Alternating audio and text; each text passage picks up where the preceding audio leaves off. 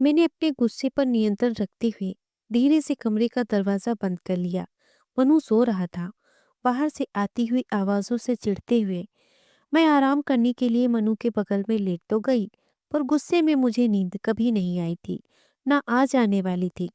इतने में तनुजा अंदर आई, आकर मेरे कानों में धीरे से फुसफुसाई, माँ, बाहर आइए ना, सब आपको बुला रही हैं। आओ ना माँ। कहते हुए तनुजा ने जब मेरा हाथ पकड़ ही लिया तो मैं मना नहीं कर सकती थी। लाडली बहू जो है मेरी। बहू कहाँ, बेटी ही तो समझते हैं सब उसे मेरी। है ही इतनी प्यारी। जिस दिन से घर में आई है, घर आंगन खिल उठा है मेरा। बेटी न होने का सारा मलाल खत्म हो जाता है जब वो मुझे माँ कहती है। मेरा सारा गुस्सा खत्म हो गया था। मैंने कहा, अच्छा तुम जाओ, 10 मिनट थोड़ा लेट कर आ रही हूँ। तनुजा अच्छा माँ कहते हुए चली गई। 10 मिनट तो चाहिए ही थे ना मुझे, अपने मन को पूरी तरह से शांत करने के लिए। बाहर से फिर आवाजें आईं, पर अब मुझे उतना गुस्सा नहीं आया, क्योंकि तनुजा ने मुझे बाहर आने के लिए कहा है, तो अब मुझे जाना ही है। आज घर में तनुजा की किटी पार्टी है। तनुजा की 9 सहेलियां आई हुई हैं। सब हैं तो तनुजा की उम्र की, मुझे सम्मान भी देती हैं, पर मेरा मूड उनके कपड़े देखकर खराब हो जाता है। इतने आधुनिक, कोई वन पीस, कोई स्कर्ट पहनकर आई हुई है, कोई इतना टाइट टॉप जींस, कोई साड़ी पर ब्लाउज ऐसा कि आंखें झुक जाएं, क्योंकि पीछे तो कुछ है ही नहीं। मेरी तनुजा अच्छी है, आधुनिक कपड़े पहनती भी है, तो ऐसे कि अच्छी लगती है। आज भी ढीले से ब्लैक टॉप पर जींस में सबसे अच्छी लग रही है, किटी है। इसीलिए सब अपने बच्चे या तो स्कूल या घर छोड़कर आई हैं।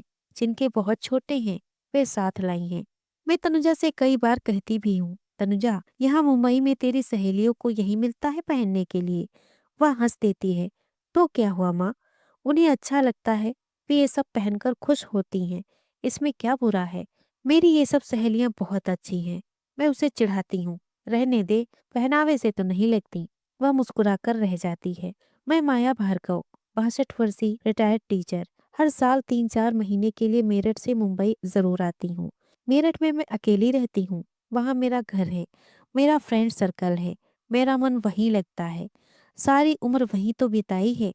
वहाँ घर के कामों के लिए राधा है, पर यहाँ अपने इकलौते बेटे शैलेंद्र, बहू तनुजा और पोते मनु के बुलावे पर आना ही पड़ता है। तनुजा सुशिक्षित हाउसवाइफ है। मनु की अच्छी तरह से देखभाल करने के लिए तनुजा ने जॉब की सोची ही नहीं। मुझे उसकी यह बात बहुत पसंद आई, क्योंकि शैलेंद्र वैसे ही अक्सर टूर पर रहता है। वह एक मल्टीनेशनल कंपनी में बड़ा अधिकारी है। आंटी आइए ना। अरे, या तो तनुजा की किसी सहेली की आवाज है। मेरी तंत्रा भंग हुई। मैं धीरे से दरवाजा बंद कर तनुजा की आधुनिक सहेलियों में जाकर बैठ गई। हर साल आते रहने से मैं उसकी सभी सहेलियों को अच्छी तरह से जानती हूँ। मीना ने कहा, आंटी आप कहाँ थी, आइए हमारे साथ हाउजी गेम खेलिए। मैंने मीना पर नजर डाली। घुटनों तक स्कर्ट पहने, ऊपर स्लीवलेस टॉप।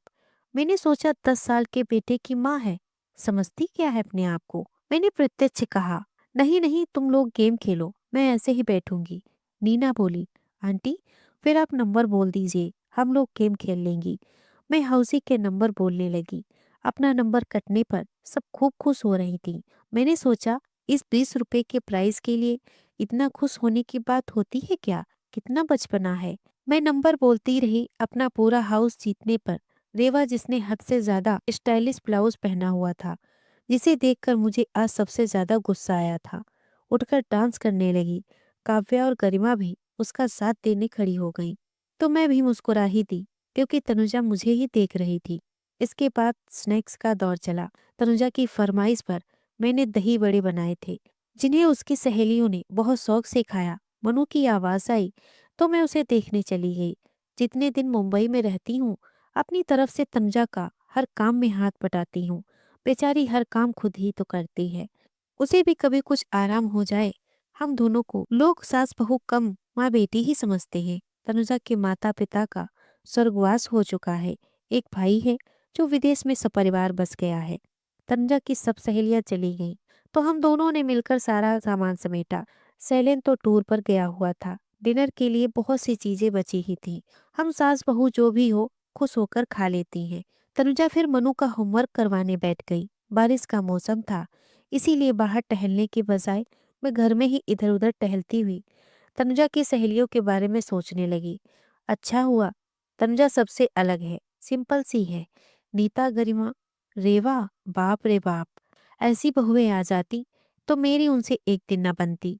कई बार सोचती हूँ कि मैं छोटे शहर सी हूँ शायद, इसीलिए कहीं मेरी सोच छोटी तो नहीं है। पर शहर की तनुजा की इन सहेलियों के कपड़े मुझे नहीं जचते। पर इस उम्र में तो वे बदलने से रहीं।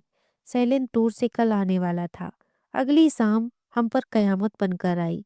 सैलेन जिस टैक्सी से आ रहा था उसका भयंकर एक्सीडेंट हो गया। मुंबई की बारिश और ट्रैफिक, फिर यह हादसा। सैलेन के साथ जो उसका क्लिक कौशल भी था, उसे भी चोटें लगी थी।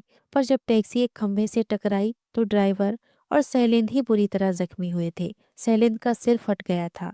कौशल ही लोगों की सहायता से ड्राइवर और सैलेन को हॉस्पिटल ले गया था। फोन पर यह खबर सुनते ही हमारे पैरों से जमीन खिसक ही गई थी। मनु, गरिमा को सौंप कर जब हम दोनों बदहवास हॉस्पिटल के लिए निकली तो नीता ने अपनी कार निकाल ली। पीछे पीछे तनुजा की बाकी सहेलियां भी हॉस्पिटल पहुंच गई थी। हमारे आंसू रुक ही नहीं रहे थे। सैलेन आईसीयू में था। उसका सिर फट गया था। 10 टांके लगे थे। पैरों में भी चोटें थी। कंधे की हड्डी भी टूट गई थी। इतने में सैलेन के और सहयोगी भी पहुंच गए। वो रात सब पर बड़ी भारी गुजरी।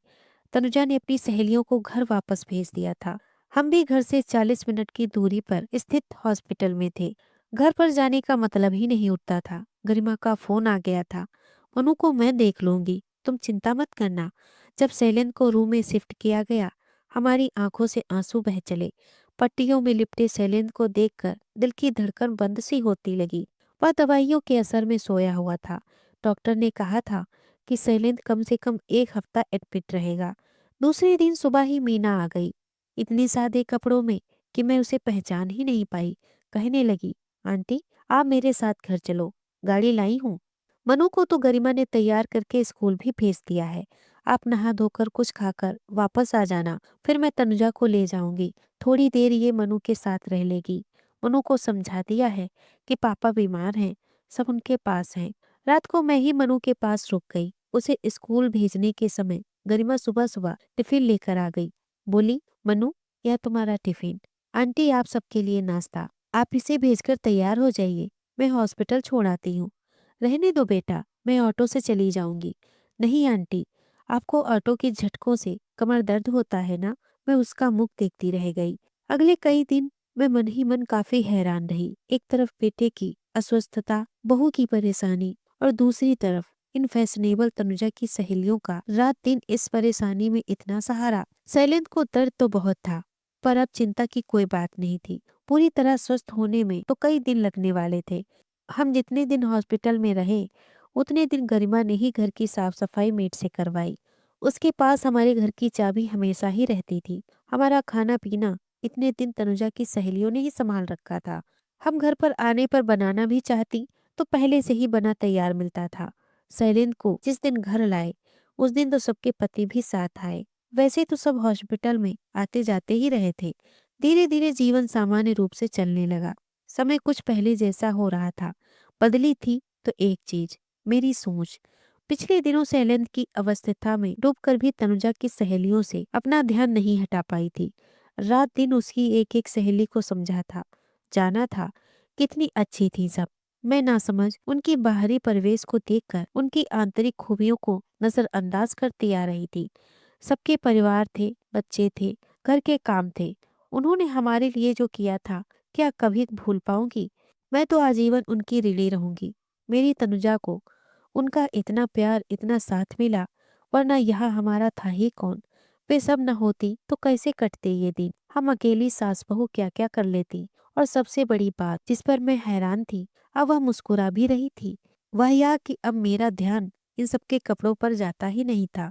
मुझे तो उनके चेहरे पर छाया प्यार और सहयोग ही दिखा था। इसमें क्या बुरा हो गया अगर कुछ देर के लिए घर के हजारों काम भूलकर सब अपनी मर्जी से थोड़ी सज संवर कर खुश हो लेती हैं। उनके आधुनिक पहनावे से उनके आंतरिक गुण तो खत्म नहीं हो जाते ना। उनका प्यार, उनका कोमल स्वभाव, रात दिन का सहयोग, ये गुण तो उनके आधुनिक पहनावे पर हावी ही रहेंगे ना। और याद आया उस दिन जो 10-20 रुपए की हाउजी जीतने पर खुश हो रही थी, वह बात तो यही सिद्ध करती है कि उनके अंदर एक बच्चे सा उत्साह है। खेल कोई भी हो, जीतने का मजा हर उम्र में आता है। मुझे उन सब पर प्यार आ रहा था। मुझे मुस्कुराते देख तनुजा ने पूछ ही लिया, माँ क्या सोचकर मुस्कुरा रही हैं? सेलिन ठीक हो जाए तो अपनी इन सब सहेलियों को बुलाकर एक पार्टी दे देना। मैं उनकी पसंद की सब चीजें बनाऊंगी, हमेशा की तरह मेरे मन की बात समझकर। हमारी प्यारी माँ, कहते हुए तनुजा मेरे गले से लग गई। दोस्तों, अगर आपको ये कहानी पसंद आई हो तो प्लीज़ इसे लाइक और शेयर करें। अगर आप हमारे चैनल पे नए हैं तो प्लीज़ इसे सब्सक्राइब करें। धन्यवाद।